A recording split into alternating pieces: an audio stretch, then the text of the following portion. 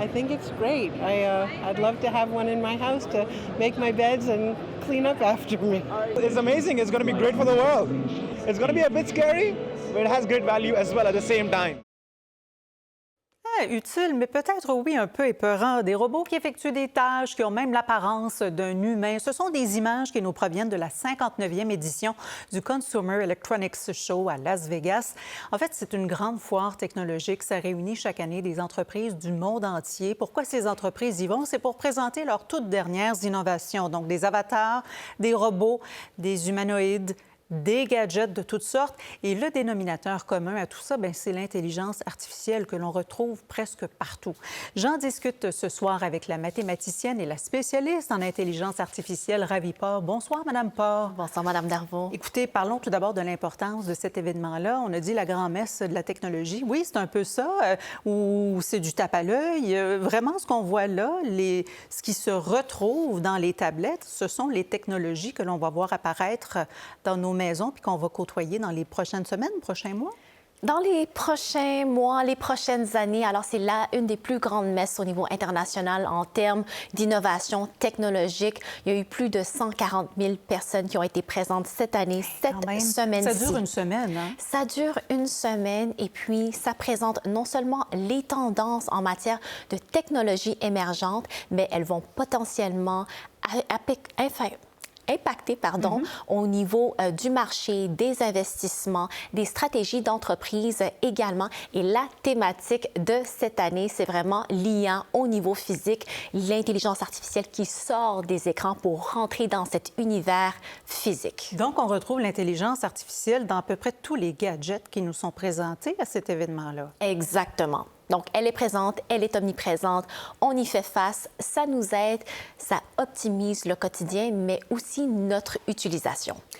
Vous avez retenu des nouvelles technologies parce que vous suivez tout ça à distance, évidemment. Bon, on devine que vous n'étiez pas à Las Vegas aujourd'hui puisque vous êtes avec nous ce soir. Vous avez retenu certaines technologies là, qui risquent d'être fort intéressantes dans les prochaines années à venir. Je vous dirais que ce que j'ai été surprise, d'une façon agréablement surprise même, en 2025, on parlait beaucoup des compagnons en intelligence artificielle. Cette année, on le voit directement dans un hologramme. On peut le mettre sur nos bureaux.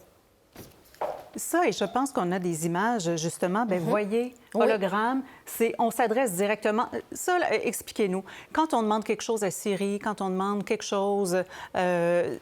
ce sera ça à l'avenir qu'on va voir apparaître. Si on a envie d'avoir un compagnon physique à l'aide d'un hologramme, c'est quelque chose qui existait, mais qui n'était pas très présent comme celui-ci. Et avec l'évolution de l'intelligence artificielle et des modèles au niveau de l'IA génératif, on a des compagnies comme Razer, des compagnies où est-ce qu'on était habitué à avoir au niveau des souris, des jeux vidéo ou des claviers.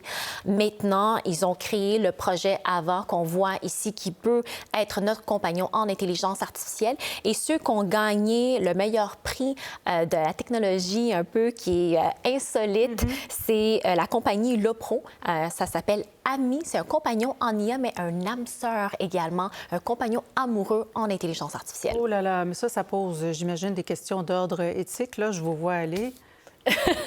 Je vous dirais que c'est la nouvelle tendance de ces dernières années. Alors, c'est rendu une normalité.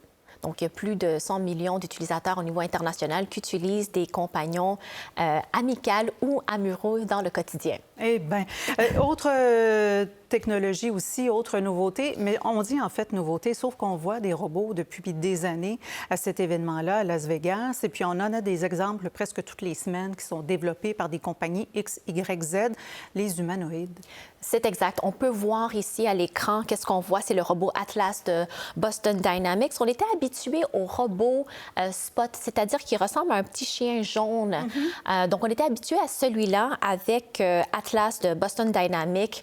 Celui-ci nous aide dans le travail industriel au niveau manufacturier, au niveau de l'industrie et des usines également, qui est capable de supporter une capacité élevée au niveau du poids par rapport à avant. Ils ont gagné un petit prix cette année aussi en lien avec les nouvelles technologies pour les robots humanoïdes. Cependant, ce qui est intéressant aussi, c'est à travers de toutes ces démonstrations des robots humanoïdes, ce qu'on voit, c'est que 50 des robots humanoïdes, c'est des robots qui viennent directement de Chine. Ah oui. On a deux types de robots qu'on a vus beaucoup au CES, qui étaient au niveau du travail manufacturier, et l'autre qui est au niveau du travail domestique qu'on a vu au début en termes de capsule, c'est-à-dire un robot qui vous aiderait à faire le ménage avec des compagnies comme LG ou Onero H1.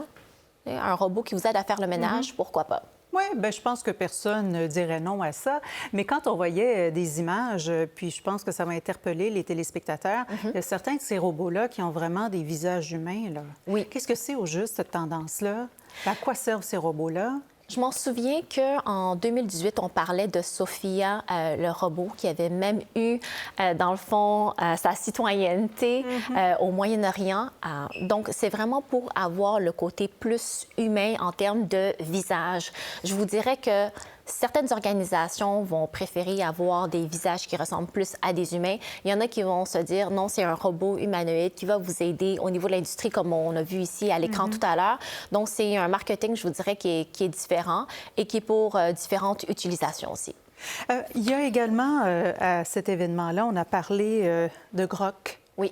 Qui est l'intelligence artificielle qui a été développée par Elon Musk. On a beaucoup parlé de la création aussi d'images via IA et d'images à caractère sexuel. Il s'est passé quelque chose à l'occasion de cet événement-là. Il y a entre autres M. Musk qui a désactivé pour les utilisateurs non payants toute cette fonctionnalité-là de création d'images à caractère sexuel. Expliquez-nous un peu ce qui s'est passé. Qu'est-ce qui est arrivé, c'est vraiment au niveau, lorsqu'on génère des images, et ça s'est produit sur les réseaux X, on peut utiliser ces types de modèles-là pour créer des images qui vont être des images qui sont indécentes.